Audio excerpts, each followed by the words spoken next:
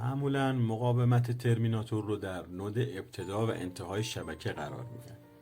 این شبکه‌ای که ما داریم اینجا در موردش صحبت میکنیم شبکه SMS MAX نود CCN خودروی دنا ابتدای شبکه قرار گرفته و شما در نقشه هم ملاحظه میکنید سوکت مین پایه 15 و 16 اینا به کن H و کن L OBD کانکتور ما کانکت.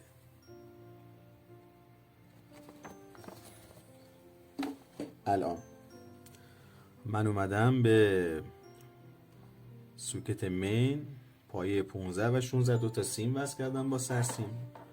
الان میخوام اوم بگیرم چون که نود من به صورت تنها هست اینجا و در شبکه قرار نگرفته. من انتظار دارم که مقاومت 120 اوم رو ببینم و مقاومت 120 اوم مشاهده شد، یعنی اینکه شبکه این نود سالمه.